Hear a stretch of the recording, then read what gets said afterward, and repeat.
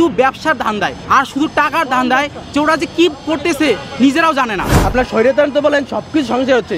আমরা কোনো সরকারের বিরুদ্ধে যাচ্ছি না, আমরা সিস্টেমের বিরুদ্ধে চলাচ্ছি। একদিনে 2-3 থেকে 3টা বিশ্ববিদ্যালয়ের পরীক্ষা একসাথে হচ্ছে। আমরা একদিনে কি 3টা পরীক্ষা দেওয়া সম্ভব? আমাদের দাবিটা হচ্ছে 24টা বিশ্ববিদ্যালয়ে 2023-24 সেশনে একসাথে ছিল গুচ্ছে। এখনও চাই আমরা যাতে 24টা বিশ্ববিদ্যালয় একসাথে গুচ্ছে পরীক্ষা হয়। আমাদের মূল দাবি এটাই। 24টা বিশ্ববিদ্যালয় যদি একসাথে না থাকে গুচ্ছে, তাহলে 24টা বিশ্ববিদ্যালয়ে আলাদা আলাদা পরীক্ষা দেওয়া লাগবে। আলাদা আলাদা পরীক্ষা দিতে গিয়ে আমাদের 24টা বিশ্ববিদ্যালয়ে 24 বার আবেদন করা লাগবে। এমনও দেখা যাচ্ছে যে একটা বিশ্ববিদ্যালয়ের পরীক্ষা একদিনে 2-3 থেকে 3টা বিশ্ববিদ্যালয়ের পরীক্ষা একসাথে হচ্ছে। আমরা একদিনে কি 3টা পরীক্ষা দেওয়া সম্ভব? যেহেতু সব শিক্ষার্থীরা চাচ্ছে যে গুচ্ছ টিকে থাকুক বা গুচ্ছ বহাল থাকুক 24টা ভার্সিটি মিলে, তাহলে আপনাদের কাছে অনুরোধ, আপনারা একটু শিক্ষার্থীদের দিকে তাকান। বিশেষ করে হচ্ছে ফর্ম বিজনেস। ধরেন যে আপনার গুচ্ছ হচ্ছে 24টা ভার্সিটি মিলে হচ্ছে একটা অ্যামাউন্ট টাকা নেয় 1500 টাকা।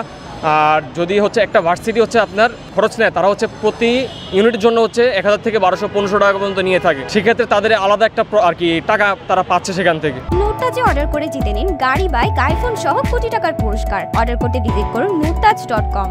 সেক্ষেত্রে হচ্ছে মধ্যবিত্ত বাবারা, নিম্ন মধ্যবিত্ত বাবারা হচ্ছে অনেক কষ্টে সাফার করতে হয় আর কি টাকার বিষয়টা নিয়ে। যে আমরা তো গুচ্ছ থাকাকালীন যে সময় আবেদন করতাম, আমাদের বিজ্ঞান ইউনিট থেকে একটাতে আবেদন করলে আমাদের সব কিছুতে আবেদন করা হতো।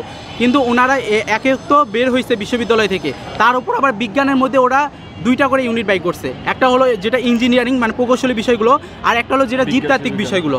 এখন 2টা ইউনিটে যদি যাবি যেরকম 700 টাকা করে নেয়, ওরা তো ধরছে 1000 টাকা করে। দেখুন আমরা বিজ্ঞানের ছাত্র যারা আছি, আমরা যদি আবেদন করি যে আমাদের 2টা ইউনিটে লাগতেছে 1000 করে 2000 একটা বিশ্ববিদ্যালয় পরীক্ষা, একই দিনে আবার পরীক্ষা। দেখেন কুমিল্লা বিশ্ববিদ্যালয়ে যে পরীক্ষার ডেটটা দিছে, ওই দিনকে আবার জাতীয় বিশ্ববিদ্যালয় পরীক্ষার ডেট। ওনারা মানে কোনো পরিকল্পনা বাদে শুধু ব্যবসার ধান্দায় আর শুধু টাকার ধান্দায় যে ওরা যে কি করতেছে নিজেরাও জানে না। দেখেন জাতীয় বিশ্ববিদ্যালয় পরীক্ষা আছে, যেখানে ছেলেরা যে সময় বিশ্ববিদ্যালয় মিস করে তাদের মূল টার্গেট থাকে জাতীয় বিশ্ববিদ্যালয়, তারা একসাথে দিছে। এখন যেই ছেলেটা কুমিল্লাতে থাকে, ও তো কুমিল্লাতে পড়ার ইচ্ছা আছে ওর, এখন ওই কুমিল্লা বিশ্ববিদ্যালয় পরীক্ষা দিবে।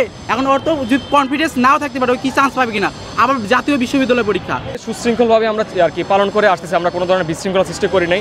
এবারও তার ব্যতিক্রম হবে না আশা করি। যেহেতু যৌক্তিক দাবি, আমরা আশা করি তার ব্যতিক্রম কিছু হবে না, তারা এটা মাথায় নেবেন আশা করি। সরকারের কাছে দাবি থাকবে এটাই যে যেন 24টা বিশ্ববিদ্যালয় একসাথে থাকে, গুচ্ছতে থাকে আর কি। প্রত্যেকটা বিশ্ববিদ্যালয়ের জন্য আলাদা আলাদা প্রিপারেশন, বরিশালের জন্য আলাদা প্রিপারেশন। আমাদের ঢাবির সিউন্ডের প্রিপারেশন, আমরা কেন অন্য একটা নেব?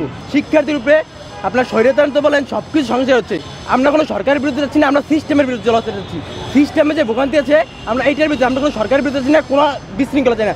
আমরা ছাত্ররা আছি, আপনারা দেখছেন 24-এর অভ্যুত্থান আমরা শৃঙ্খলাভাবে সুন্দরভাবে একটা অভ্যুত্থান জয় করেছি। আমরা এইটাও আমরা জয় করবো।